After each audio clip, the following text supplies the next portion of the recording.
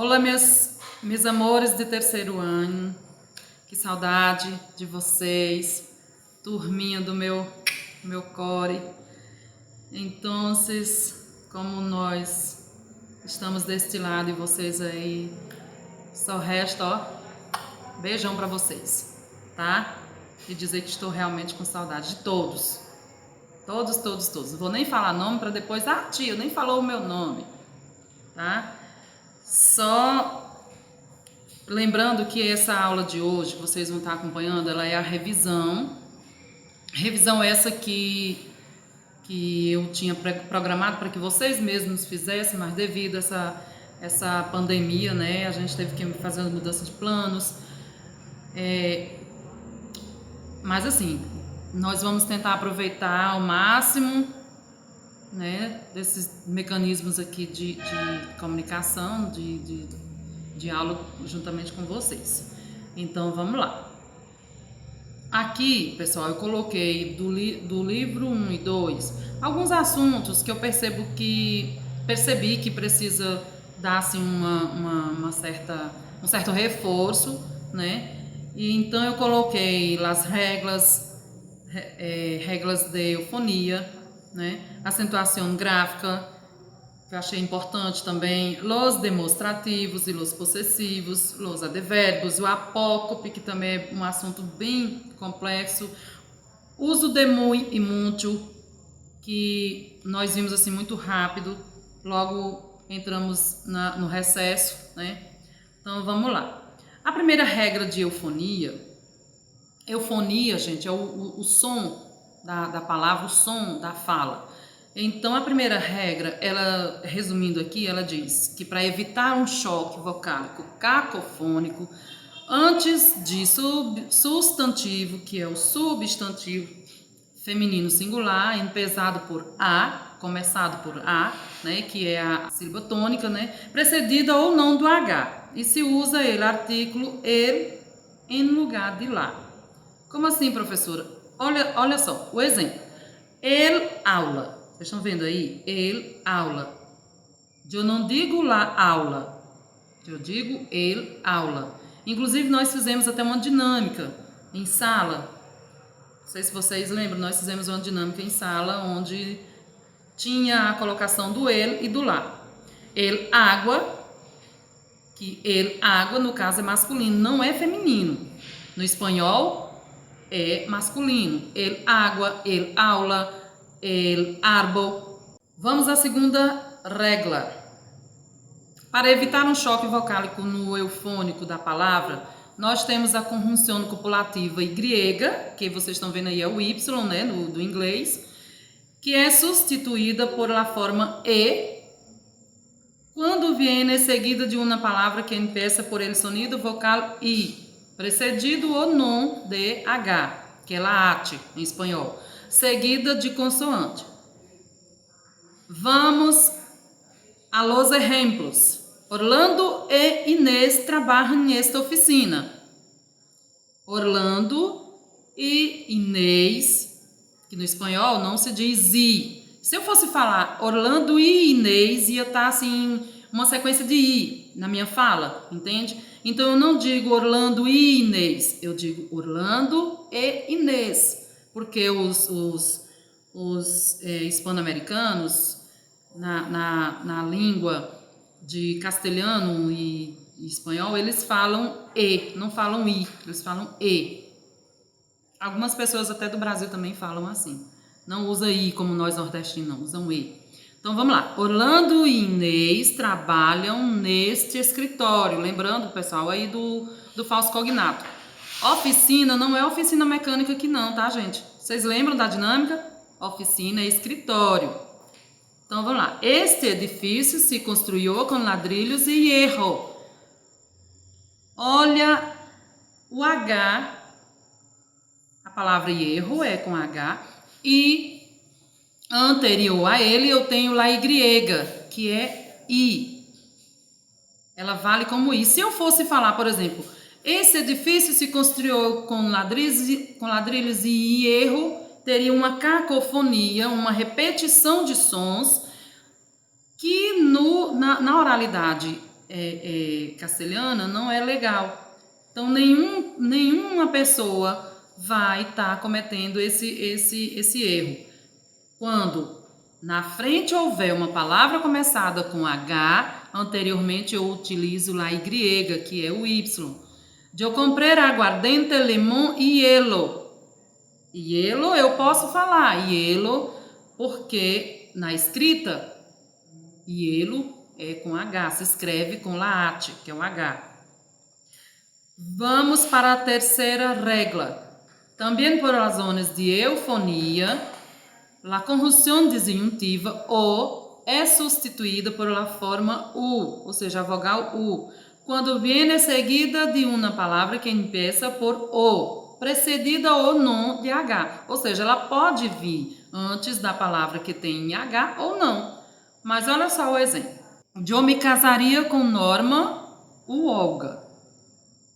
Se no lugar desse U fosse colocado o som da frase ficaria assim: eu me casaria com Norma ou Olga. Então, teria uma sonoridade de O e isso não é bom. Por isso que utilizamos U para evitar o som cacofônico da palavra. Outro exemplo: usarei esse ou outro livro qualquer. Eu usaria esse ou outro livro qualquer.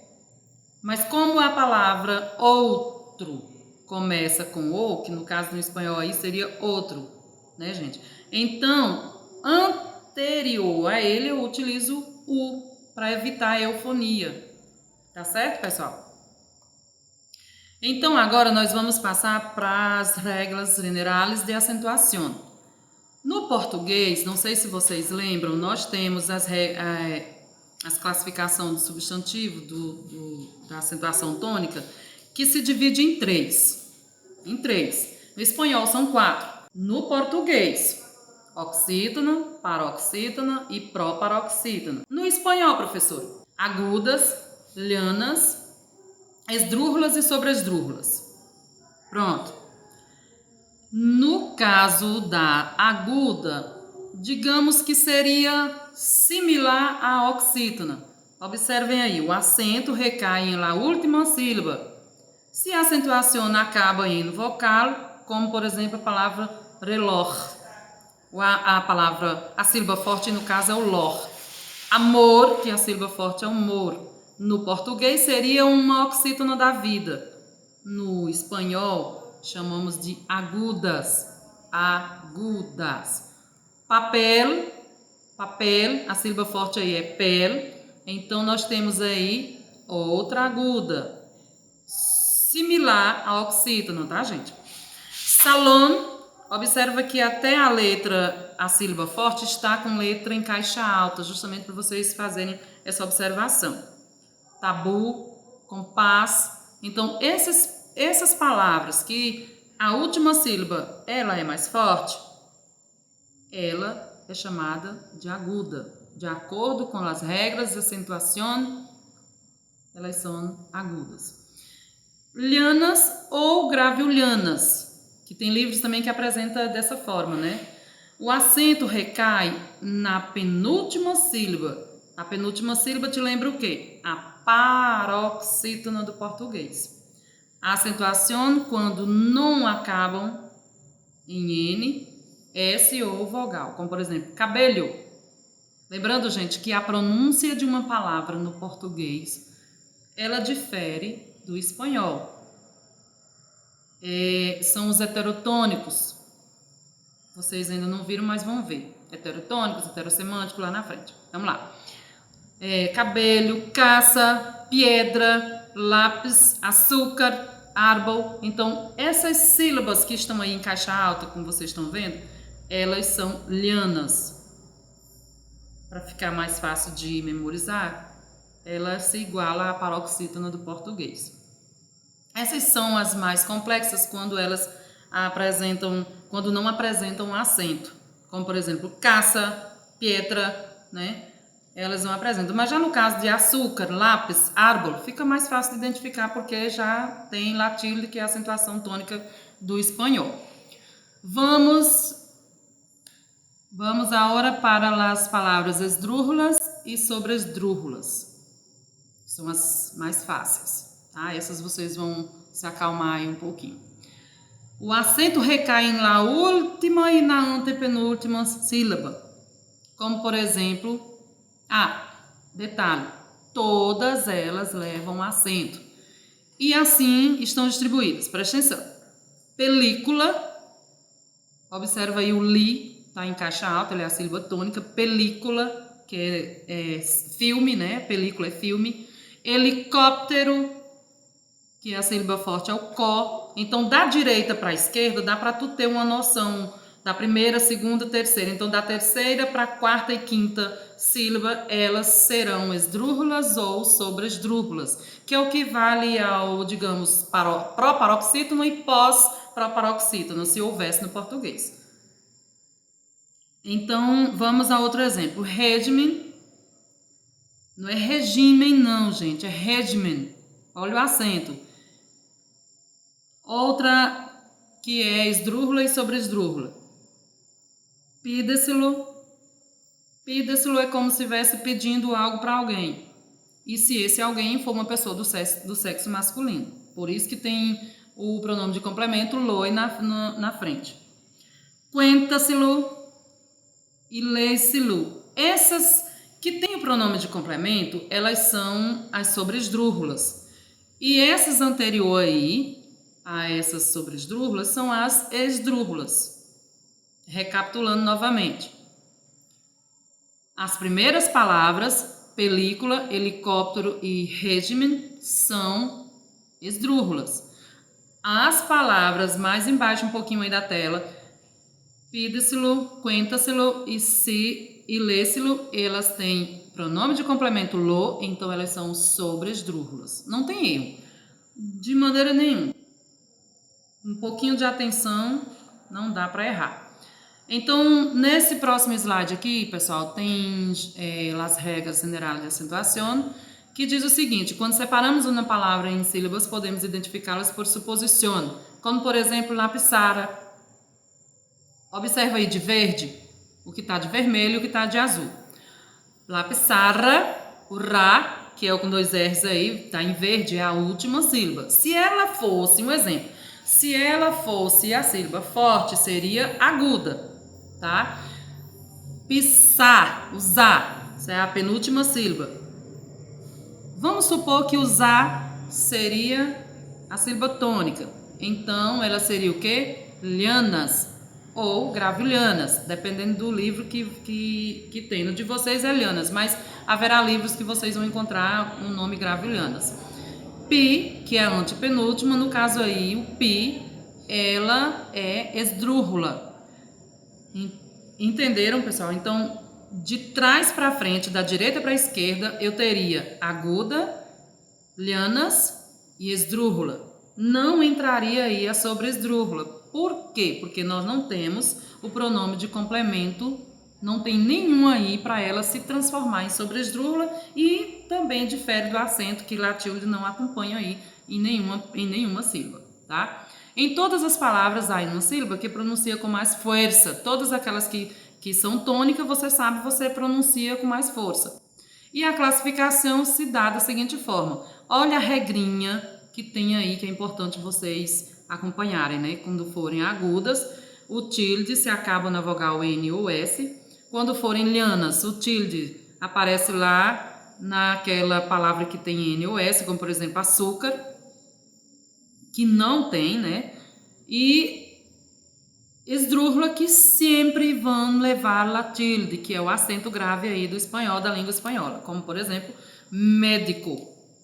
Médico é uma palavra esdrúxula.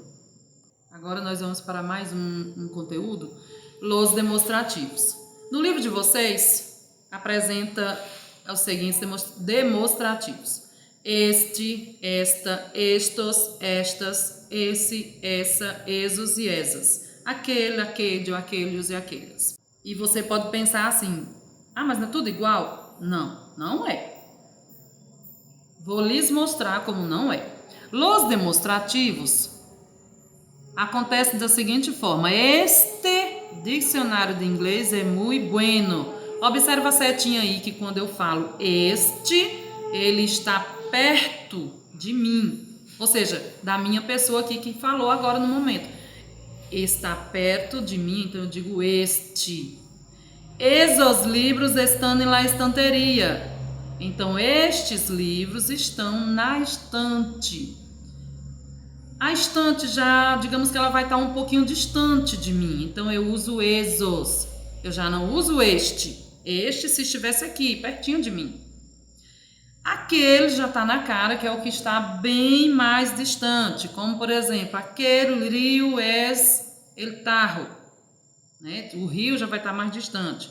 Então, para algo que está bem distante, aquele, para aquele que está mais ou menos distante, exa ou esa, e o que está bem próximo à pessoa de quem fala, no caso, eu aqui falando com vocês, este, esta, estos ou estas. Vamos a algumas regrinhas básicas. Los adjetivos demonstrativos indicam a ubicação do substantivo respeito a quem habla ou escuta, que eu acabei de falar para vocês. Né? E tem um exemplo aí da questão da distância, foi colocado aqui no slide anterior. Aqui tem o exemplo, né? Este cuento, vocês podem ver o desenhozinho da menininha aí com o livro, ela tá bem pertinho, ela tá segurando o livro, então eu uso este porque tá perto, né? Digamos que você aí é essa menininha, essa garotinha, e você tá lendo o seu livro, então você vai falar este, tá? Agora, se você está, digamos, no zoológico, você está olhando os animais e os animais estão a uma certa distância de vocês, vocês vão usar esos, né? E se tiver numa distância consideravelmente maior, vocês vão utilizar aqueles. Então, moleza, pessoal. Vamos agora falar de los possessivos. Los possessivos, eles possuem primeiro possuidor e segundo possuidor. Então, dos possuidores. Como assim? Vamos ver.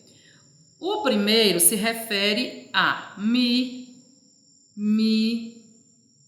que é o feminino e masculino, tu, su, nuestro, nuestra, vuestro, vuestra.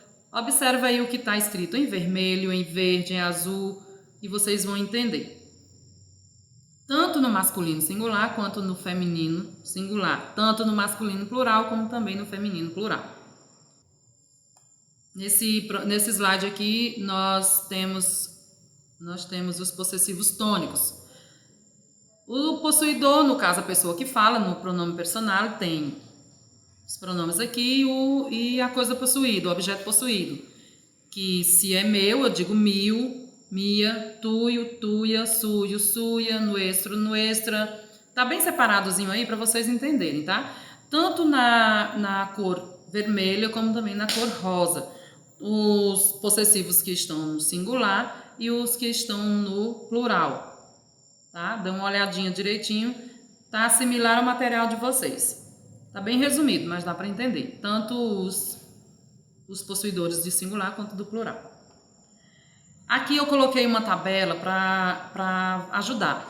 Essa tabela tá bem definida. Dá para você observar aí os possessivos, tanto na forma masculina como feminina, tanto no singular quanto no plural, e é só estar atento. Agora, cuidado, nós temos as formas átonas e as tônicas, e nós temos pronomes possessivos que tem na tônica, mas que não tem na átona.